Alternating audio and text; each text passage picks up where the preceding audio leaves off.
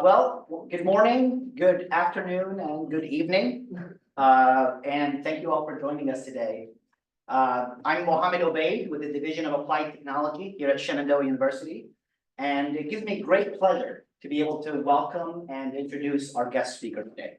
Before we get there though, allow me maybe a few minutes just to share with you some of the background on how this came together. So Shenandoah University has been collaborating with the Arab American University in Palestine for about 3 years now, AAUP for short. And acting on an MOU we signed about 3 years ago, we now have a number of collaborations happening at the same time, including co-teaching classes by many of our colleagues through the COIL program. In addition to one of our flagship research projects to build a simulation and training environment for medical and nursing training. Instead of having to go on and on, please join me in looking at this flashback of these 3 years.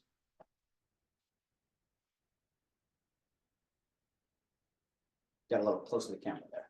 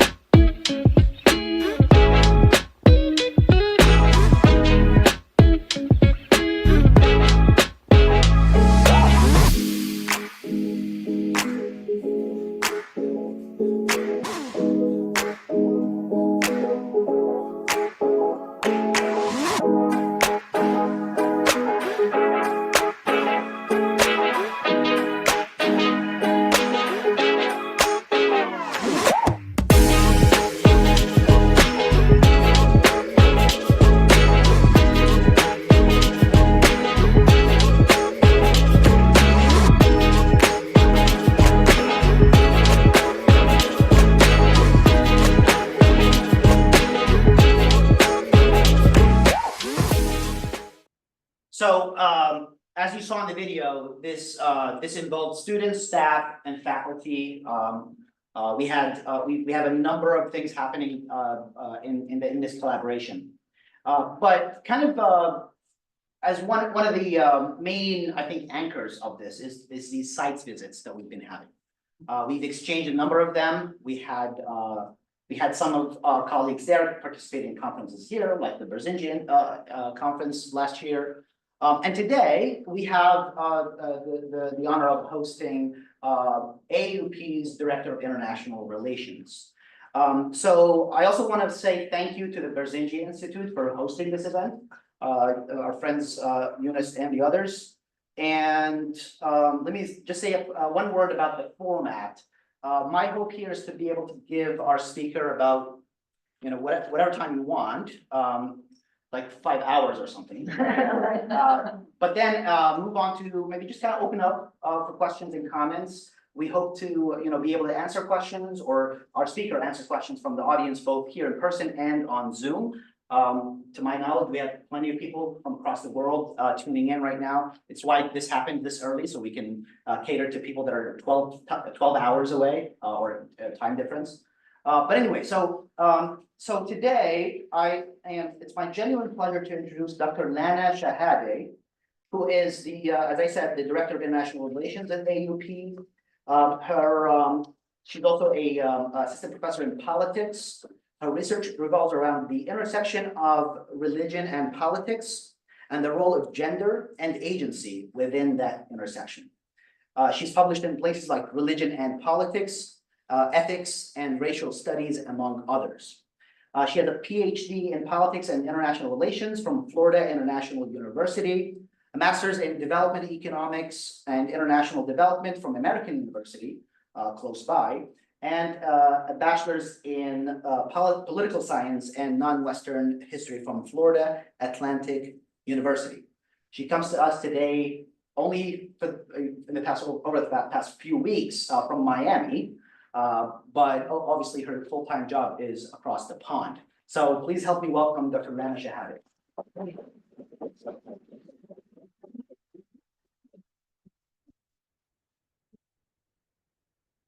Yeah, that would be good. Thank you. Thank you, Mohammad. I did not know I had 5 hours. In that case, I'm going to talk about my research before you even. I'm going to try to read from my laptop. I was telling some of your colleagues that I think I need reading glasses, and I realized that this morning. So first, I want to thank Shenandoah University. Thank you to Dr. Obeid, Dr. Mirza, President Fitzsimmons. I'm really happy to be here. My name is Lana Shehadeh. I am the Director of International Relations and an assistant professor at Arab American University, located in Ramallah, Palestine. At our university, although we're located in a very small part of the world, we really value international collaborations. It kind of gives our students this ability to see the world, especially people who have never left their little refugee camp or town. One of our most proud collaborations, obviously, has been with Shenandoah University, because we've had the ability to both conduct student and faculty exchanges, but we've also taken lots of virtual classes together through the Brazilci Institute. When I was thinking about this talk, I was trying to figure out what would be an appropriate topic. The academic in me obviously wants to talk about my research, but I know I would bore you. So I decided to tell you a little bit about my journey moving to Palestine and kind of the day-to-day obstacles we face living there. I'm a Palestinian American. I was born in Hackensack, New Jersey. I grew up in Parkland, Florida. I don't know if you guys have heard of Parkland, Florida. I graduated from Douglas High. That's where the unfortunate incident happened in 2017. May they rest in peace. And I also had my 2 little girls in Parkland, Florida. I raised them there. Up until the pandemic, there were lots of factors that played into this decision to move back to the Middle East. I think the straw that broke the camel's back was when my daughter asked me to Amazon Prime a pack of Crayola crayons. I was like, we are not doing this, okay? We are moving back. So it was summer of 2020 when we decided to move to Palestine. Is it working? Okay. It was summer of 2020. It was well into the pandemic. Although I'm an American citizen, and so are my girls, they were born in Parkland. In 1995, the Palestinian Liberation Organization signed a document called the Oslo Accords. I don't want to give you a history lesson, but prior to 1995, most Palestinians were refugees. They lived in the diaspora. The only representation we had was through Arab countries. In 1995, after the first Intifada, the Palestinian Liberation Organization met with Israeli officials and American officials. The Americans were the mediators along with the Norwegians. And they signed the Oslo Accords. The Oslo Accords, I will talk about it slightly throughout this talk, did a few things. Among them was it gave Palestinians what we call the Palestinian National ID number. my mom decided to go to Palestine in 1995 and get national ID numbers for myself and all my siblings. It gave us a presence in the West Bank, okay? Just to give you a little bit of, just to get you to imagine how we commute throughout the West Bank. Unfortunately, the way things are there is a bit of a hierarchy when it comes to IDs. I always tell people, you look at it like this, the lowest level of IDs is a Palestinian from a refugee camp in Gaza. That's someone who cannot leave the refugee camp, and they also almost never are able to leave Gaza itself. Then you have a normal resident in Gaza. That's someone who can travel throughout Gaza, but will have a lot of trouble leaving Gaza. Will never enter Israeli territories nor the West Bank. Then you have Palestinians living in the West Bank, but in refugee camps. They live in that refugee camp. They can't move around too much in the West Bank. They may possibly be able to leave the West Bank, but only with special permits. And then there's me. I consider myself privileged because I am a Palestinian from the West Bank. I hold a green Hawiya, national ID number. I'm able to move around to some extent in the West Bank, but I'm not able to enter Israeli territory, which includes Jerusalem. And when I want to leave the West Bank, I have to go through the border with Jordan, which is what I had to do with my two little girls. We flew in from Miami to Amman, Jordan, got in a taxi, and we drove to the border. And these are some images that we took when we were at the border. It was a jam-packed border. You're required to do your passport control and go through different lines and searches. During the trip, my girls, I think the most shocking thing for my two little girls was where we had to line up. So there are certain lines indicated for Palestinians and then for non-Palestinians. Non-Palestinians are able to move a little bit faster through these searches, but these are the lines for Palestinians. My daughter Talia, I remember that day where she was like, why can't we stand where everybody else who's speaking English stands? She kept telling me, Mommy, I don't speak Arabic. I shouldn't stand here. And I was like, I couldn't explain to her that, as Palestinians, there's a few more searches that we have to go through and a little bit more questioning. I don't know from a psychological point of view if this is smart, but for my two little girls, I've tried my best not to give them too much of a background on what they're experiencing. I just want them to kind of experience it. And then as they get older, things start to connect. I don't know if I'm traumatizing them, but I just don't want to contribute to their perspective. I want them to form their perspective alone. So during our trip, we basically crossed that border. We got in a taxi and we made our way to Ramallah. Basically, once you cross the border, you're located in Jericho. If any of you know the history of Jericho, it's the oldest city in the world. We got in a taxi and we made our journey. When we were getting closer and closer to Silwad, which is the hometown of my parents, and that's where I decided to live with my two little girls, we had to pass this checkpoint. It's called Caramillo checkpoint. I taught my girls the song that we used to sing when we were kids, where you would say, we came to Caramillo, we're leaving through Caramillo. It just gives you the indication that you're getting closer and closer to a border. We go through checkpoints pretty often in Palestine. My route to the university I work in, I always pass at least one checkpoint. But on this particular day, I had to turn around and quickly take a snapshot of it. This was the first time my girls ever saw a gun. They weren't sure who these soldiers were. I didn't really explain to them. They just kept staring and they had no idea what was going on. That was 4 years ago. What's really unfortunate for me when I talk to them is that my girls have grown pretty accustomed to seeing guns, soldiers, checkpoints, and they can even sense that there's tear gas bombs around. I was telling my colleagues at Shenandoah last night that my little one, Talia, when we're in our apartment, because where we live, it's very close to a settlement, so we always have checkpoints. Sometimes those checkpoints lead to clashes.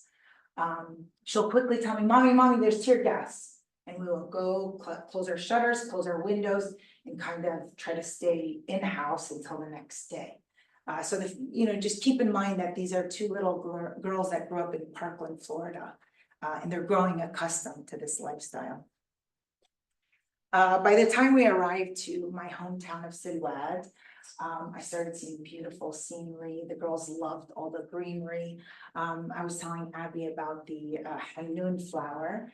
So in these lands that aren't really maintained, there's a flower that's well known in Palestine and in Jordan called Wardat al-Hanoun, which is the Hanoun flower. It's the flower of resilience.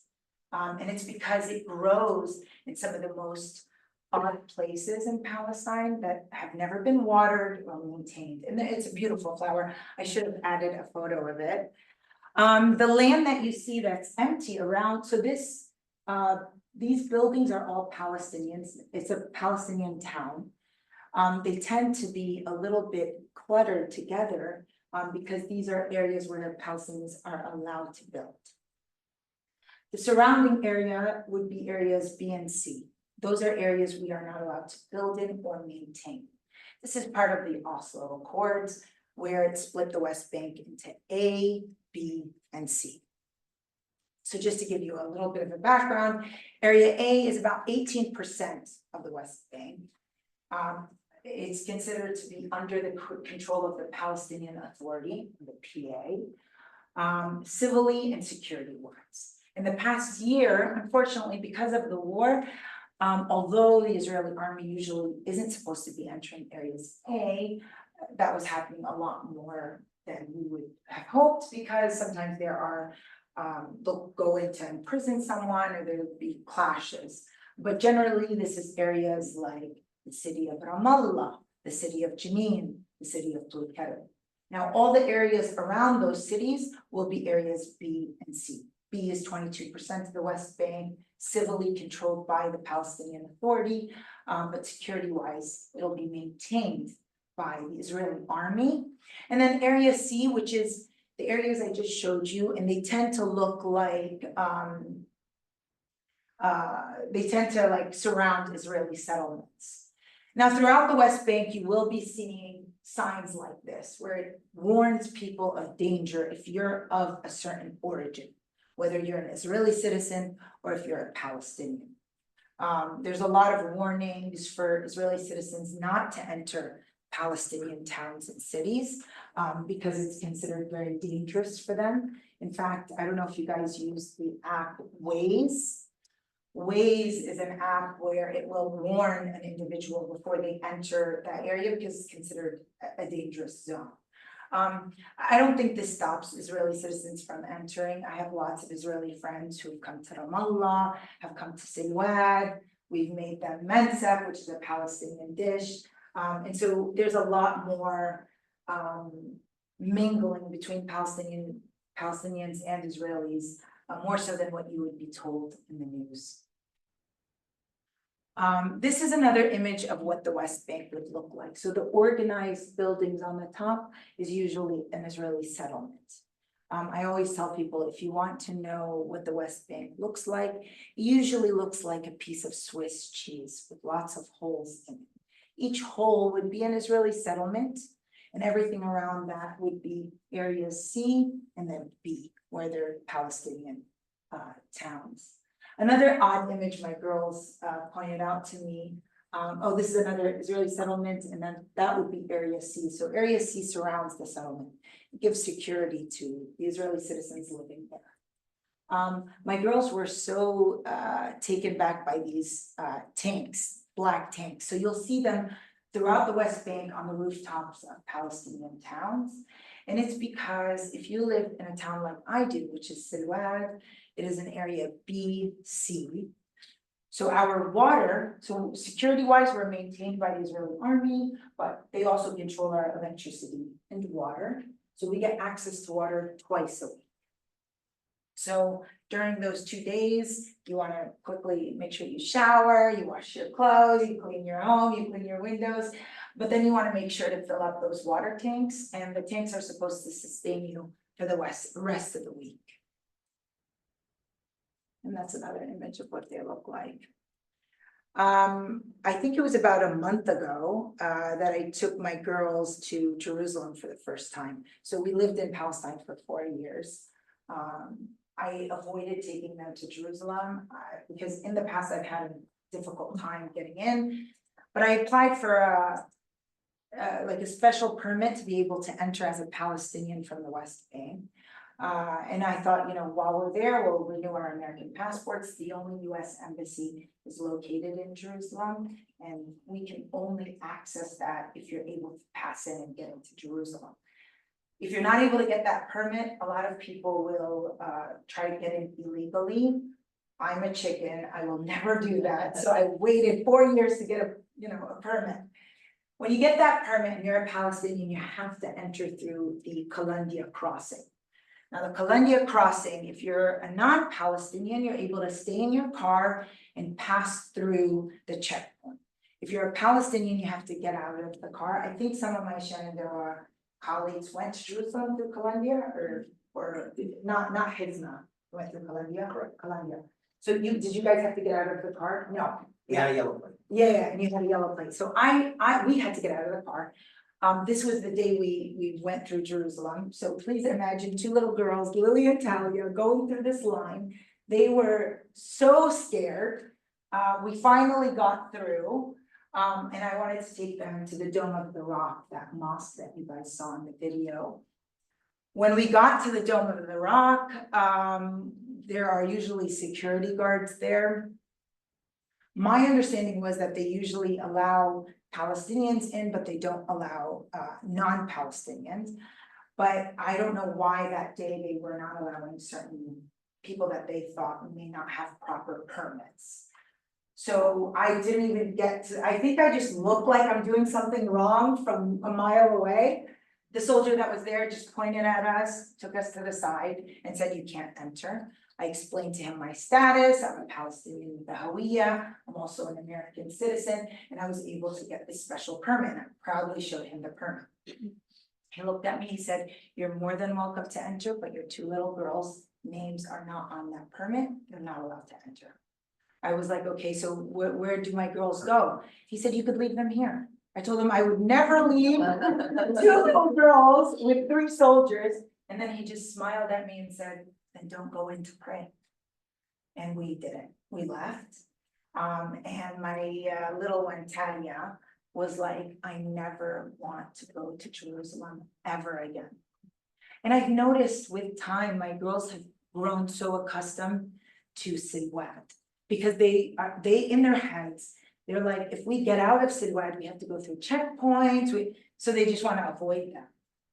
And I actually was telling Mohammad yesterday, we've been in Florida for the past 2 weeks. And my whole family actually lives in Florida. My girls don't remember living in Florida, which is odd. I think I took them to Palestine too young. And so when we took them to the mall, Talia's like, "Mommy, we got here so quickly." I was like, "Sweetie, there's no checkpoints." So it's interesting mentally how kids process their own landscape. We wanted to make Sidwad our home. Sidwad is a very conservative town in Palestine, and it's not the norm to see little girls in shorts playing soccer. But I didn't care, and I think it was October of 2020, we officially got the permission from the city council in Sidwad to start the first all-girls soccer team in Sidwad. I was very proud of that. This is Talia. She barely played. She would sit down on the benches because she's always tired. But what was interesting was they were the first 2 little girls that played soccer. It became very contagious, and lots of girls participated. It was a great experience. It's been open now for 4 years and it's still going strong. But remember, it is in Sidwad. Sidwad is area B-C. So we are maintained by the Israeli army. So every now and then there are clashes. The stadium that they play their soccer in, if I could go back, that stadium where the grass is green, it's a beautiful stadium. What's ironic is it neighbors our refugee camp, Sidwad refugee camp. So while you're playing soccer, you can look at the buildings next door, and it portrays a traditional refugee camp. It's actually interesting. I know it looks sad, but it's also interesting how within, you know, an area that might be perceived as so dark and, you know, there's this little bit of hope with these little girls playing soccer. So for me, it was a great experience. But because the Israeli military are so close by, sometimes there are clashes. And when there are clashes, it affects our soccer practice. And so I wanted to show you guys a little video.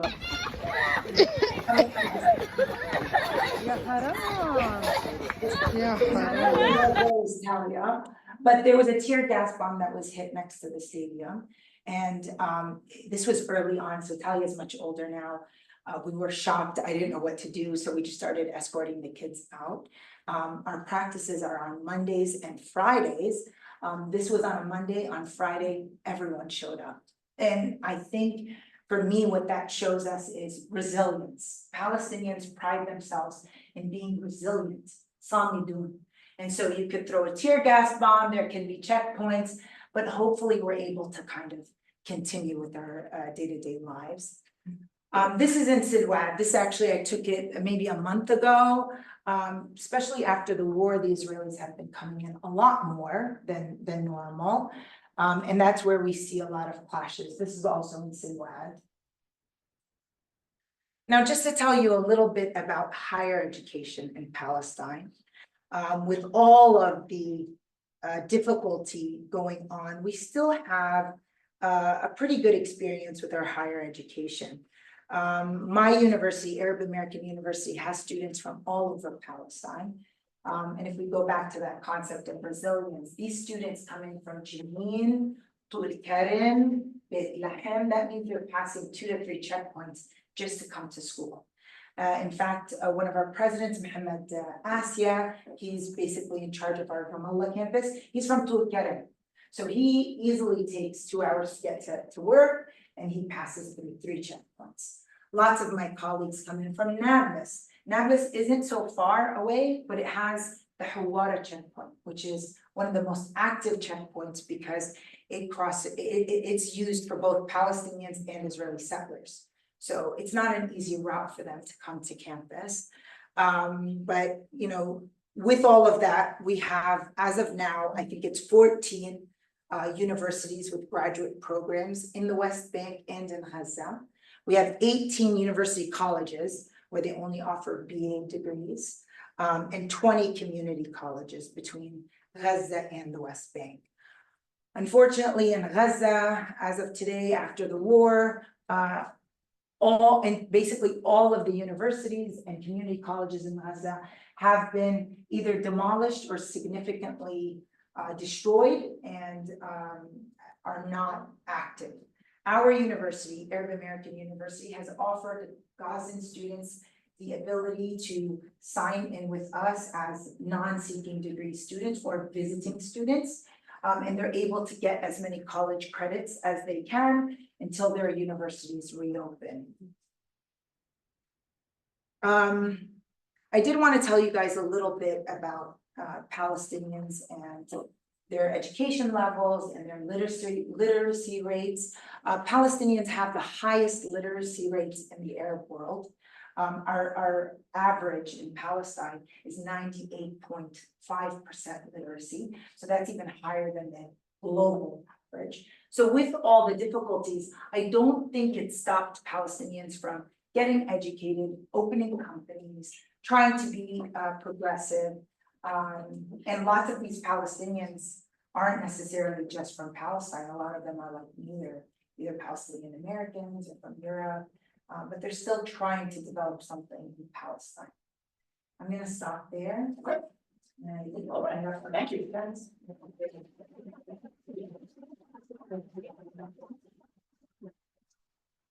We got you some water too, if you want. Awesome, yeah, I could use some. Thank you. There you go. So, if I can have you stay up a little. Yeah. We'll open it up for some questions. There's mics in the room if anybody wants to ask them.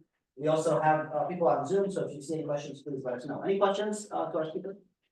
Or comments, and if you have any, please let us know. I know you mentioned the Amazon crayon Yeah. comment, but what else, like, more deeply was going through your mind about this shit than just taking your entire family and making this type of shit? Yeah, I think selfishly, it was also for my academic research. I wanted to complete my field research. I wanted my girls to learn Arabic. I speak Arabic, but I don't speak it so well. And I wanted my girls to speak Arabic. I wanted them to understand that the world is a little bit more than just Parkland, Florida. There are people who are going through struggles, who live very differently than we do in the US, and we are privileged to be able to live the way we do. So I kind of wanted to give them that international experience. I initially made the decision to only go for a year, possibly 2 years tops. We just finished our 4th year and I signed them up for the next year for their school. So I don't know how long I will stick this out. My parents, my siblings are all in Miami, Florida. The first 3 years was great. We had a blast. There were checkpoints, there was difficulty, but it was nothing like this past year. I think this is the first year that I'm thinking resilience, great. It might not be for me. I don't know yet. I haven't made that decision. I think most Palestinians that are similar to me have to make that decision day by day. It's like a choice you make every day. And I keep my employers on their toes and I tell them at any given time, I might leave. You know, I love Palestine. I love that my girls are getting this experience. But I grew up in the US. I do have an opportunity to leave if things get really bad. And I think when you're a parent, you just want to protect your kids. And I think I'm at that point. So yeah. Thank you. My pleasure. Can you tell us some more about the Arab American University? Yeah. What is its history and what is the American connection? So the American connection is the person who founded it is an American citizen, Palestinian American like myself. But it was formed in 1999. But in 2000, we had the second intifada, so things kind of got a little bit wild and we couldn't fully start working properly until well into 2002. It was initially formed in Jenin, Palestine. Jenin is in the north. And we developed it with the slogan, Jamiat Kul Falastin, the university for all of Palestine. And the idea is that Palestinians from all walks of life would be welcomed at the Arab American University. Due to its location very close to the Israeli border, we were initially catering to a lot of Palestinians with Israeli citizenship that live within the Green Line. I want to say almost 60% of our student base in Jenin are from Israel. They're living in Israel and they're Palestinians. As of today, I think in Jenin we have a little over 12,000 students, but we also have a sister campus in Ramallah. I teach at the sister campus in Ramallah. I do visit Jenin often, but Ramallah was initially developed for our postgraduate degrees. So master's and PhD degrees, but we recently opened up a few BA programs so that we could cater to undergraduates in the Ramallah area, because it's a bit of a difficult commute for them to Jenin. Like I said, we value international collaborations. Lots of Palestinian universities at times have trouble collaborating due to like politics but our university has been pretty open about, you know, our goal is our students and our students being able to see the world even if they can't actually leave campus. And that's why I say that our partnership with Shenandoah has been so awesome. And it's because our students who, you know, some of them are refugees who cannot, you know, based on their IDs, they can't leave Palestine. And so they're communicating and talking to American students, getting to know what America looks like through the eyes of their peers at Shenandoah. So that's really what we've based our education on, and hopefully we could continue with this. Thank you. You mentioned the international collaborations, and we do have a lot of those COIL projects. So let's say that a class was going in the fall, what sort of things do you think are important for our students to know about Palestinian students and their experiences? Yeah, so we've had a few really good experiences with COIL. But I did notice that, so some of our undergraduate programs like law, I would say, we also have like Arabic literature. Those programs, the students don't speak English as well. So we've had some trouble with COIL when it came to those programs. But generally, our students have had such a good experience. I think what I would, if I were to tell American students what to expect when they're dealing with Palestinian students at the AUP, really is that Palestinians are so excited to talk about their experience and to tell people what it's like to live in Palestine.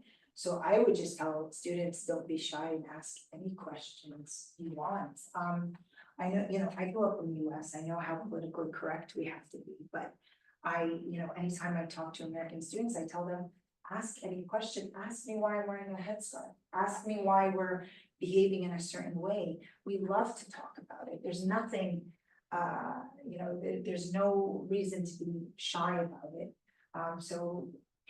I hope we still have these opportunities for COIL, but I don't think there's anything I would tell them other than be comfortable with your questions and get to know these people.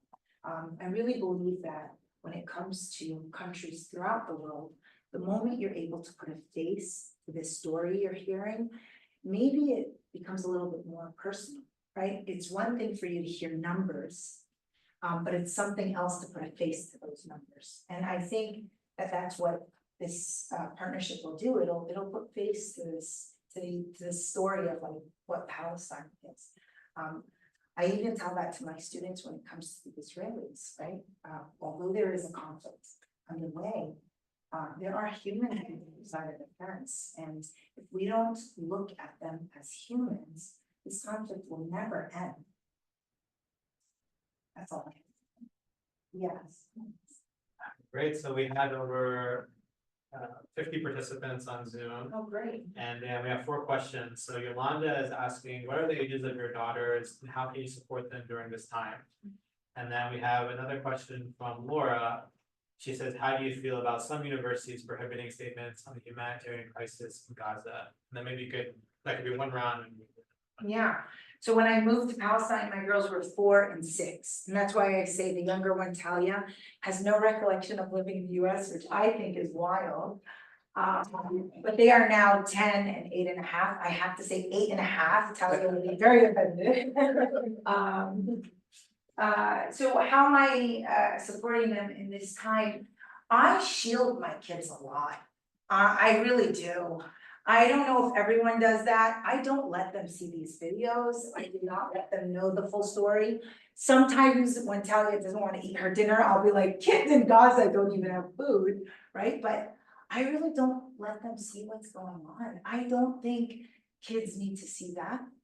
I do like them to know what it means to be Palestinian. I do want them to know that, you always lead with a smile, you lead with happy voices and happy stories, but I don't, even if we decide to move back to the US, I don't think I'm gonna tell them the full story until they're a little bit older. The unfortunate part of living in Palestine is that you also have surroundings, so people around them definitely tell them things, they hear why there's a checkpoint or why there's bombings, or so they hear it from their friends at school, but at home, we don't talk politics. We just don't. The humanitarian statements. So the activist in me has been so excited to see how brave our students have been with assembling on their college campuses. And it's really, for me, it's not about being pro-Palestinian, it's just anti-war. I'm very proud to say that in Miami, we have a city called Doral, Florida. Friends of mine have been active in passing a resolution called the anti-hostility resolution. And it's really hostility against Palestinians and Israelis. But I think it's really sad that we've gotten to a point where you're not allowed to say that we're worried about our friends in Palestine, it's gotten a bit unfortunate that politics has played such a strong role on our college campuses. I think college campuses are places where students should speak up, whatever it is they want to say. And the right to assemble is our constitutional right. I always tell my students in my classroom, obviously I can't control what's outside of my classroom, everyone's welcome in my classrooms, right? Pro-Palestinians are welcome, Zionists are welcome, homophobes, LGBTQ plus communities, everyone's welcome in my in my classroom. And I think that that's the role our universities should be playing, especially in the US. Okay, great. Maybe the second round, Stacy Strobel, who's a professor here. Yeah, I know her. She came to visit you in the West Bank. She says, can you tell us a little bit about the importance of existing in the occupied space? When I was in Palestine, I was struck by how living daily life despite occupation was an act not just of resilience, but also resistance in the sense of we are still here and we won't be erased. Yeah. And then Rehnuma has a question, says the checkpoints seem to be the biggest physical reminder of Israeli occupation. What do you think is preventing Israel from respecting the autonomy of Palestinian territories? And why have no international bodies been effective in ensuring Palestinian sovereignty? Okay, two really. The first question, which Stacy and I talked about actually when she was at AAP. I think the very odd reality of Palestinians in the West Bank is that once you live there for a while, it becomes part of life. I think it's really sad when I told you that my girls have grown accustomed to seeing soldiers, guns, and checkpoints. We just don't think about it. And I think if we were to think about it every single day, I would leave. Like there's no way you can exist in that space without trying to create some form of normalcy. AAUP prides itself in trying to maintain normalcy. So even during the war, we probably in October took about 2 to 3 weeks on Zoom, but then we were the first university to go back in person. And our faculty make a point to make it to campus. I make it a point to make it to campus regardless of what the conditions are. And I think that that's part of resilience, right? Is to create normalcy and to go about your life. Otherwise, you'll just be paralyzed. And so the second question, I mean, why won't Israel remove checkpoints? I really can't answer that. I think it's just part of the political structure that's in place right now. Remember, you know,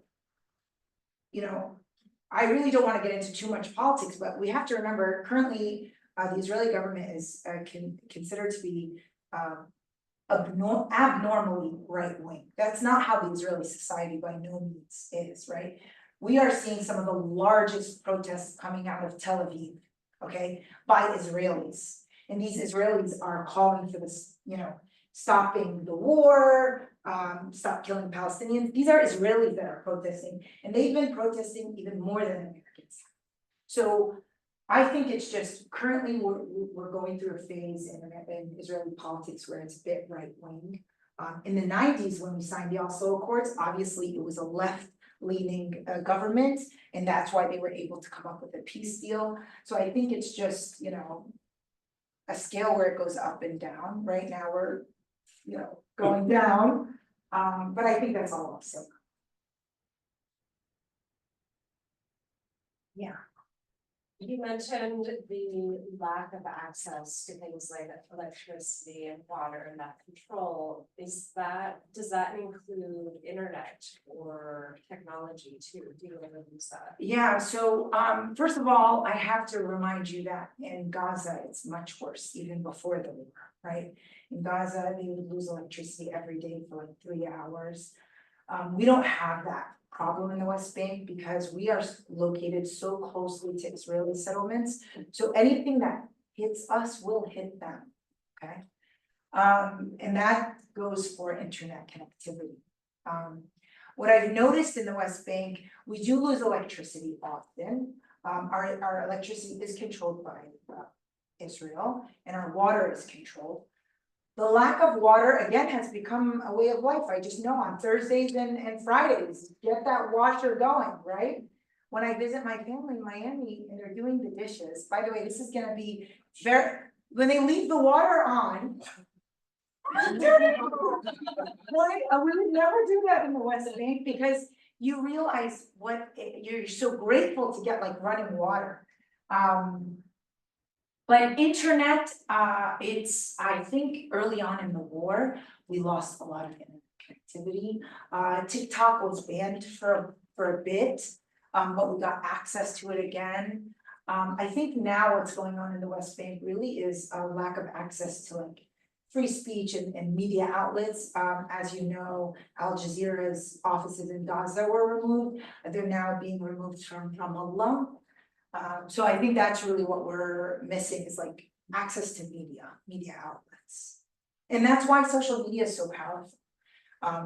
TikTok has been so powerful throughout this war, and you really get to see with your eyes what's going on. And I think you get to see what's going on both ends. TikTok will also show you these Israeli protests that are taking place in Tel Aviv, at Bar Ilan University, at Tel Aviv University, students who are protesting the war. That's not being broadcasted on traditional media outlets. It's being broadcasted through TikTok and Facebook. So, yeah. So we have two more questions. So Nancy, your older sister, is tuning in. And she says that you taught in both the US and in Palestine. So the question is, did you notice differences you had to make in your teaching style and overall role as a professor when addressing your students in Palestine in comparison when you're teaching here in the United States due to the political situation? And then Yolanda is asking, you talked about how you support your own girls. She's wondering, how can we support your girls? And then Dr. Ruba is asking about the refugee camps.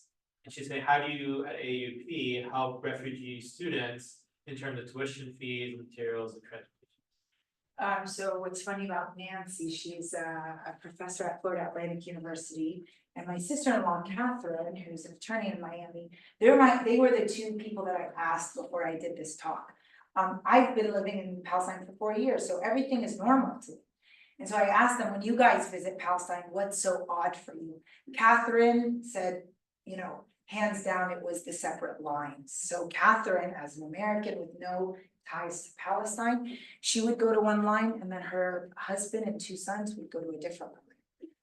Nancy is the one that brought up the water tanks. She had a major issue with not having access to water. And so she had told me to make sure I talk about that. When I was teaching at FIU in Miami, prior to moving to Palestine, I think my goal was to show my students, remember, I was living in Miami, Florida, it's diverse, but you don't see lots of hijabis, okay? So this was an odd image for my students. So like I tell my daughters, we lead with a big smile. And I think all I wanted to do was to show my students that, this odd looking Muslim woman actually speaks the language you speak. I'm human just like you. And I think by the end of the semester, lots of my students would tell me, and I heard this from 2 students, that we forget that you're wearing it actually. So I thought that was pretty cool because it reminds us, guys, put a face to this group that you think is odd or you're not familiar with. And that was how I dealt with my students. I did in Miami have lots of students that were either pro-Palestinian or pro-Israeli, and sometimes it led to very tense arguments in class. But I think the reminder that everyone's welcome in our classrooms and we should be able to talk, not scream at each other. Now in Palestine, I felt like I was more of a student than my students, right? I was learning about people's experiences. I was understanding that lots of my students had been directly impacted by the occupation. So some of them have brothers as political prisoners. Some have lost a family member. I didn't experience these things. So for me, I was learning more from my students. But what I was trying to show my students in the past 2 months in my graduate classes, I actually show them TikTok videos of students at Columbia University, at NYU, at UCLA, and show them how American students have the right to speak up, have the right to protest, regardless of what their opinions are, which is something we don't see much in the Arab world. I do like my students to see that. But I think really showing my students lots of the protests that have been taking place in Tel Aviv. I know I've mentioned that a few times, but I do think that that's very powerful. And I think it gives us this little window of hope that there may be an end to this at some point. I think it starts with the people before the governments. So, And the question about the refugee students, how do you help them in terms of? yeah, so AAUP has a few avenues for scholarships. So our medical school and our dental programs have scholarships based on merit. And one of those scholarships is reserved for students with refugee status. We also now have a few scholarships dedicated to Palestinians in Gaza, and specifically Palestinians coming out of the refugee camps that were coming out of Gaza. In terms of student exchanges, a lot of our students, and I know Shenandoah faculty were told of this, a lot of our students are barred from traveling. And so again, we use COIL as our way for our students to kind of get that window into the world, because a lot of them can't travel and we can control them. And then how can you support Palestinians? For my kids, Crayola crayons, toys. I think, like I said, I think awareness, really showing people that there are kids, like even in this refugee camp, so it's very close to my home.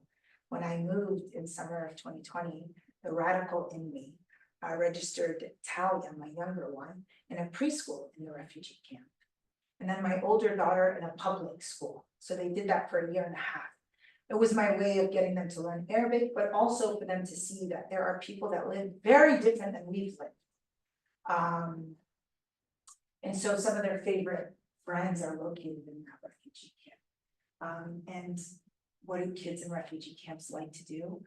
They like to color, they like to play with dolls, they play tag, they play soccer, right? Because we're all human. I think it's just remembering and reminding that we're all humans. The kids you see in Israeli settlements, the kids you see in Israeli towns, the kids you see in Palestinian towns, and the kids you see in Palestinian refugee camps play the same games, they do the same thing, right?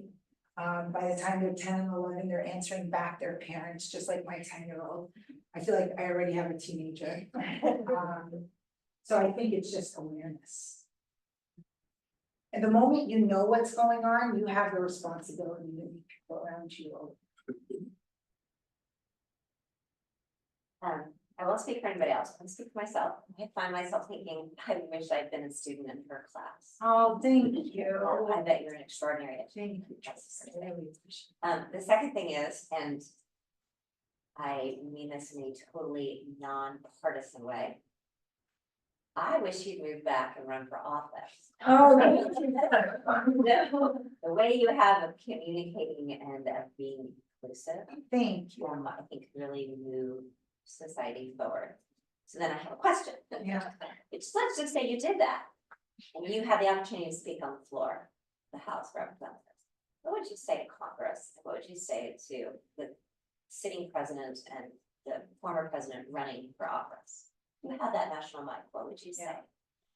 I think I would say, first and foremost, we have to stop the hostilities. And it doesn't matter who it's against, and it doesn't matter what you're calling it, whether you're calling it a war, a genocide, the bombs need to stop. There are humans on the other side of that fence. And as Americans, like the America that I grew up to love is the inclusive America that shows the world what democracy is, what the right to assemble is, freedom of speech.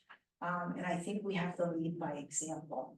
And if we're not doing that on a political scale or on the international arena scale, I don't know how we're going to do that domestically. I want to go back to talking about my Palestinian students. I tell them what an amazing place the US is, because that's not what they're seeing. right? I have neighbors who were crying when they saw my girls visit a few weeks ago. You know, we don't see color, we don't see religion, we don't see race, and that's what we're taught in our classrooms. And I would hope that our government can show that to the international arena. It's sad that other countries are portraying that better than we are. So I don't know if that would work. Honestly, that's what I would say. Yeah. We have some more time for more questions. Here's one. I just think your perspective is refreshing and how you welcome questions. I think growing up African American, I was born in Camden, New Jersey, and then my family escaped Camden, but moved to central Pennsylvania. where- We escaped Patterson. Yeah. That's where I immigrated. East side Islanders, but South Central Pennsylvania, a small town, so I was all, mostly Caucasian school. And, my brother and my sister and I were only African Americans in the entire school, so I remember going home and telling my mom questions that were asked of me, do you bathe every day? And I remember her getting angry, and I said, don't get upset. I said, I'm not upset. And I said, how else are they gonna learn unless they ask questions? So they weren't accusatory, they were just inquisitive. So Yeah. I thought your perspective and how you, how you approach that was Yeah. refreshing. So I actually went to Douglas High in Parkland. It is predominantly Caucasian. I was the only high school student who wore a hijab. And there were 980 students in my high school. So I got questions like, do you shower in it? Yeah. Do you have hair under there? And I initially used to get a little like, are you guys joking? But no, I think the older we get, I think we need to realize that people are really just inquisitive. And I always teach my little girls, I'm like, negative remarks are not for you to keep, right? You're supposed to shake them off and continue on, because if we really keep those negative feelings or those negative comments, you become so resentful of society. But yeah, I had a very similar experience. And you just have to be able to welcome those questions and answer them. Yeah. I'm just curious about the students at American University. What are the things that they're studying, the jobs that they are looking for, sort of the future that they envision? What do you see as an educator when you're? So AAUP also prides itself, similar to Shenandoah University, where we have programs that aren't necessarily available at other universities. You guys have led with example when it came to the virtual reality degrees, some of the nursing specialties, and we've actually replicated what you guys have been doing. So I do have to kudos to you. We offer lots of degrees that I think are needed in Palestine. Things like a BA in virtual reality, things like entrepreneurship. And we're trying to cater to the private and public sector, but more so the private sector. Public sector has had lots of issues with salaries and lack of money within the Palestinian Authority. So I encourage my students to either get a graduate degree and go get your master's from Europe or the US. But if you don't want to, then you have to enter the private sector fully equipped. And that's what our university tries to do.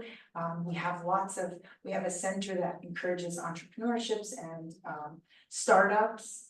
And we have had a few successful examples of students that have developed startups. Yeah. Want to be respectful of everyone's time. If this is right on the hour right now, so if anybody wants to step out, please do. We can still stick around for a few more questions. If you have anything from Zoom, let me know. All right, great, yeah, we I like have, some of it. yeah, so we have several other questions. One of them was from Veronica, I believe from Mexico. She's asking, do you see the possibility that the war will stop this year? And then we have another question from Haya asking about the healthcare, if you could speak more about healthcare and what's Banning Palestinian territory.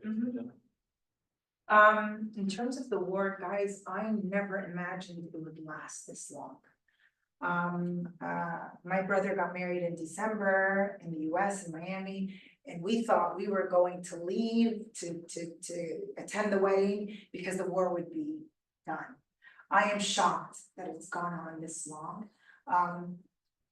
As a political analyst, I really can't tell you why it's being prolonged so much. I do think there are domestic issues within Israel that's allowing the prime minister to continue on with the war. Obviously, some of you who keep up with the news probably know that. But I don't think anyone can predict when it's going to end. I have lots of Israeli friends who have left Israel in the past year and prior. Lots of them are academics at different institutions, and I've asked them similar questions. They're completely confused, struck by the concept that the war is still going on. The problem with this war is that although a lot of the atrocities are taking place in Gaza, there's a lot of clashes going on in the West Bank and the surrounding areas. So once we see an end to what's going on in Gaza, hopefully we'll see an end to what's going on in the West Bank too.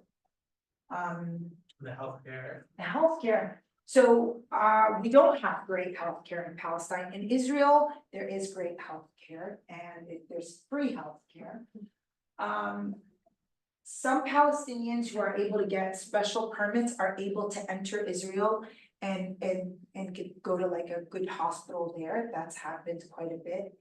But within Palestine, we do have a few hospitals, obviously medical programs. AAUP and only one other university has a medical program.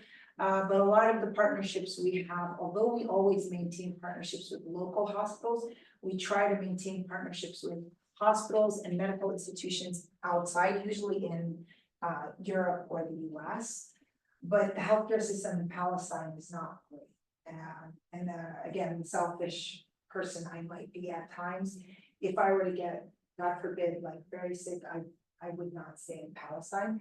Our neighboring country, Jordan, has a great healthcare system. And like I said, Israel does, but Palestine's healthcare system isn't that great. I won't be able to talk that much about it because it's definitely not my field, but that's been my experience. So Wad has a question here. My question is more about you as an American Palestinian. Growing up as a child, did you ever visit Palestine? How was your journey knowing about the situation there? How did this impact the way you raise your daughters now? And then we have one other question saying, representing International Virtual Exchange and COIL coordinator, how can we help to continue building on academic collaborations? So I grew up Palestinian in a very non-diverse city. So for me, I did visit Palestine. My parents took us to Palestine quite a bit. My mom tried to maintain reminding us who we are, where, you know, who our ancestors are. But you also reminded us that you're also American and you want to be part of the American community. For my girls, I think I'm trying to do the same thing. I really, you know, selfishly, I just wanted them to learn Arabic. But I love that they're understanding the culture. There's like this historical perspective that they're developing while they're there. And I think all of us probably raise our kids to be like citizens of the world, not citizens of a specific country or nationality. And that's really the perspective I'm trying to give my kids. For COIL, I think I was actually brainstorming with you and Mohammad yesterday. What I want to do is go back to AAUP and really stress the importance of COIL, and maybe identify certain programs where it would be a little bit more successful because of the language barrier. Our graduate programs are all taught in English, so we wouldn't have an issue, but I think the undergraduate programs, there are specific ones that might be a little bit more successful than others. So I think for COIL, there's lots of room for improvement. I just want to make sure we stress that when I go back home. Yeah.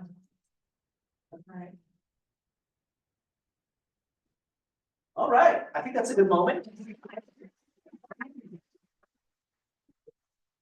Okay, thank you again for coming from Miami and originally also coming from you know, your home.